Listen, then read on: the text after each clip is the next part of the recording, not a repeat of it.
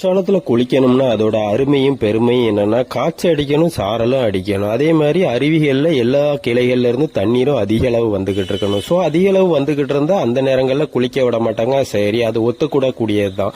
கடந்த காலங்கள்லாம் இப்படி இருந்ததே கிடையாது. எவ்வளவு தண்ணீர் வந்தாலும் ஒரு ஓரத்துல பாதுகாப்பு கொடுத்து ஒரு ஓரமா சுற்றுலா பயணிகளை குளிக்க வைப்பாங்க. என்ன காரணம்னா தூரத்துல இருந்து ரொம்ப செலவு பண்ணி சுற்றுலா வராங்க. ஸோ அவங்களுக்கு கொஞ்சமாச்சும் குளிக்க அனுமதிக்கப்படணும். ஏதாச்சும் ஒரு அருவியில தண்ணீர் குறைஞ்சிருக்கும். ஸோ அந்த அருவியில குளிக்க அனுமதிக்கலாம். குற்றாலம் பிரதான அருவி குளிக்க இதுவரை அனுமதிக்கப்படல. ஸோ குளிக்க அனுமதிக்கப்பட்டா உங்களுக்கு அப்டேட் இருக்கும். காற்றும் மழையும் பயங்கரமா இருக்கு. அதே மாதிரி ஜில்லுன்னு ஒரு கிளைமேட் இருக்கு. உங்களுக்கு இந்த வீடியோ பயனுள்ளதா இருந்தா நீங்க ஒரே ஒரு உதவி மட்டும் பாருங்க, ஒரு லைக் மட்டும் பண்ணி விட்டுருங்க. முடிஞ்சா சப்ஸ்கிரைப் பண்ணி வச்சுக்கோங்க. உடனேக்கு உடனே உங்களுக்கு அப்டேட் வந்துகிட்டே இருக்கும்.